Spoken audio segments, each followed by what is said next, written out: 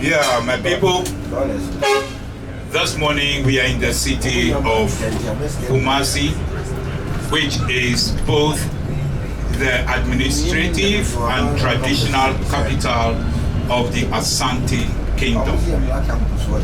The Ashantis were one of the powerful nation states of current nation of Ghana that we have. Now, the formation of the state came about.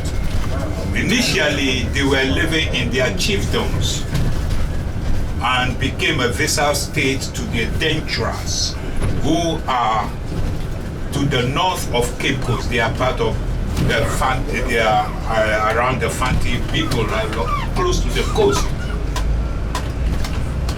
And one of their princes, the princes of the Ashanti Kingdom, when he ascended the throne, King Osei Tutu, initially he was a chief,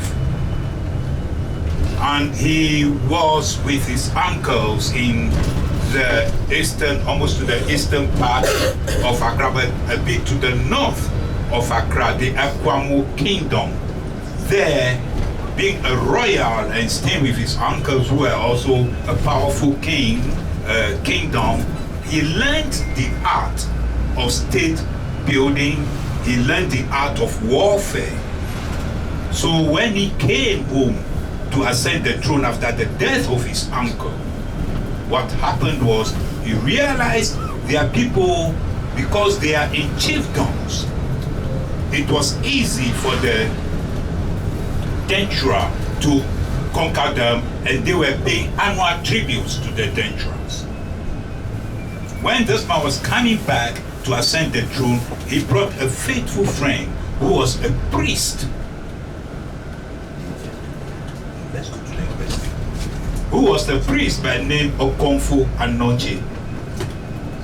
So this priest helped him in organizing his people together, and they performed a very important ceremony that culminated in the formation of a federation, bringing all the chiefdoms together under one umbrella, under one rulership, to form what they call the Ashanti Kingdom by the institution of the kingship as a leader. How did that happen? They had an assemblage of all the chiefs together, and in the ceremony, the priest was able to conjure a golden stool, a stool that has never been crafted by any human hand. He conjured it from the sky, from the gods, and that became the symbol and the soul of this particular kingdom. And he said, the one on whose lap that stool will land from the sky will be the leader of all the nations, the various chiefdoms. And that stool spiritually landed on the laps of Osei Tutu. Is that the myth or it's real? Pardon me?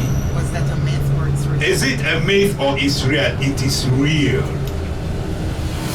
It is real. It's not a myth. So it landed, and they all, prior to that, made a commitment to submitting their various authorities to that particular person who will be chosen among them, all the chiefs, as the leader. So he became the leader, and that led to the formation of a united kingdom under one king, but then it did not dissolve the various chiefdoms. Having done that and organizing the people now under one leadership with a united force, you know, we have this saying that in unity there is strength. They were able to defy the Dentura dominance over them by refusing to pay the annual tribute to them, and then that called for war, and they were able to defeat the Dentura and freed themselves from Dentura dominance. Other, tribes which were attacking them, they were able to bring them rather under their control. And at a point, the Asante kingdom expanded beyond the boundaries of the current Ghana that we have as a nation. With the coming of the Europeans, the Dutch were the allies of the Asantes. The British were not in the good books of the Asante. So in fact, the Asantes fought a number of wars. The British tried to bring the Asante under their control, but then they were defeated by the Asantes.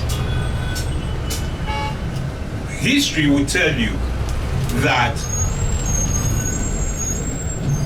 there was a particular war that is known as the Gyaahadze War, fought between 1900 and 1901. What happened, most of this will be told you when you go to the palace tomorrow. I'm just giving you a little bit about this city and then the state. At the time they sent their king. The Dutch and others have left. The British were in charge of the coast and were trying to form a state, the colonies. Ashanti did not sign any pact to become part of the British colony. They fought a war, the Sovereignty War, in 1874. That was where, for the first time, the British were able to bring the Asante down. But that war was not an easy one. The British had to call for different forces from their other colonies to join them, and the leader of that expedition was Sir Garnet Wolseley. Sir Garnet Wolseley. And that Sir Garnet Wolseley is what has been corrupted to Sagranti. The local people cannot mention the name Sir Garnet Wolseley. It's too mouthful. So when you read Ghanaian history books and they talk of the Asantes having fought a war called the Sagranti War, please know that they are talking of Sir Garnet Wolseley. And this very year marked 150 years of that war. And Asante man, or the land of Asante, celebrated that quite recently. This year is marked, so they still are celebrating it. And the British looted their palace, burned down their palace, looted a lot of artifacts. And surprisingly and annoyingly, they returned some of the artifacts. They did not in fact return them, they loaned them back to the owners for exhibition. And after that, the Asante Kingdom is supposed to return those looted items back to the British. As for the moral underpinnings of that, the moral standing of that position, I'm not strong enough to say that. I leave it to your individual judgment. You stole my property, now you loan it to me, and I will have to give it back to you. I don't know what standing you have to come and preach morality to me. That's the British for you. Yes. That's about it. Like I said, now there was this war in the British and the Asante history, the Gyaahadze War. What happened was, we talked of the golden stool, which is the symbol, the soul, and no one ever sits on that stool. Our chiefs sit on stools, but no one sits on that particular stool. The stool never touches the ground. It's a very sacred stool. And the greatest insult that the British could make on the Ashanti kingdom was to demand the submission of the stool to them, to their governor to sit on. At the time they sent the king into exile. And this is the Ashantis, they practice the matrilineal system. So in the absence of the king, they were requested to select another leader. They said no, they still have a king, so there will be no occupant of the stool. So the queen mother of Ejisu, by name Asantewa, Nana Asantewa, was in charge. And when the British came, demanded Governor Oxon for the stool to be handed over, no, that can never happen, because that is their soul, and that will lead to the fall of the kingdom. And the woman, among all the statements, he told the men, if you will not go and fight against these British for such a sacrilegious demand, we the women will do it, and you'll be seen as wearing women's panties. And number two, he told the British in the face, if you are demanding for the golden stool, you are not calling for the golden stool, but you are calling for widows. Please, do you know the import of that statement? You are not calling for the golden stool, but you are calling for widows. She declared war. By that statement, she declared war. She used a metaphorical language, not dramatic expression. We don't speak in plain language. Let's analyze that. Who are those who go to war? Men. And when there is a war, lives are lost. When men's lives are lost, what happens to their wives? They become widows. So that was the statement. The British did not understand that statement. The meeting broke out, and before the British were aware, they were besieged. The fort in which they were was besieged. And for close to 1 year, this woman led the war against the British. So you come across what we call the Asantewa War. It was led by a woman, the Queen Mother of Ejisu. We'll be passing through Ejisu, and I'll point out that place to you where that heroic woman comes from. Yes, my dear sister. And what did you say the name of the village was? Ejisu. No, the one when we first started, where we were driving, when we drove out of the hotel. We started with a B. Kumasi. We started with a B or something like that. Today, From the hotel. When we drove out from the hotel, the name of the town we were in at that point in time. no, today we drove from, it's back also Kumasi. We said Kumasi. You talking about Kumasi and Ijitsu. That's the only thing I heard, Kumasi and Ijitsu. Probably I'm not getting your question, but please, I'll come back to you. I'll come back to you. She wanna know what towns you're talking about, but I only remember you talking about Kumasi and Yeah, Ijitsu. because I was thinking about Kumasi all along. Right. Yeah, what if they are bank or not? They get campus for. They will need to be a bank. So she led the people against the British, but being a woman, seeing lives being lost, right? A woman who carried, knows what it is to have children. She called together the craftsmen, and they quickly decided to create a stool, a fake one, because the British haven't seen the stool before. It's not the thing that is always on display. So they created a stool of bronze and plated it with gold and handed over to the British, and she surrendered herself and she was also sent into exile. But that brought the war to an end and brought the Ashanti under British control. It was later that the British realized that it was a fake stool. By the time the war was over, you can't go and start another war again.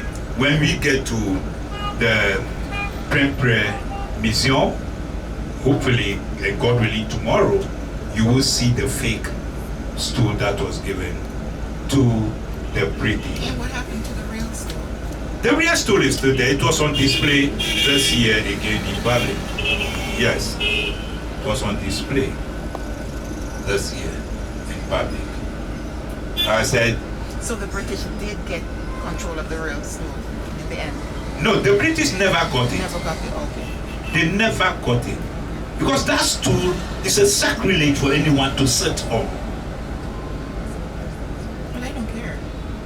They don't care because, it's the most spiteful thought that anyone can have. Well, my beautiful brothers and sisters, much about Ashanti Nation, about Kumasi and others, when we get to the palace, and they have a tour, you have an in-depth information. I'm just scratching. And then, when we get also to the Prempre Museum, we'll have that. This morning, we will be having a taste of part of our culture, and as much as practicable, I will entreat us all to be involved in everything. We will make a first stop where we'll be taken through that lifetime ceremony of giving us identity, the naming ceremony. We'll be doing that this morning, and we will also have a kente tour of the community and an added tour, that is the cocoa tour. We cannot talk of Ghana, cannot talk of the economy of Ghana without talking of cocoa. So that is an added tour as one package that will be having all these in a village called Kumasi. So that's what we are going to do. That will be our first stop.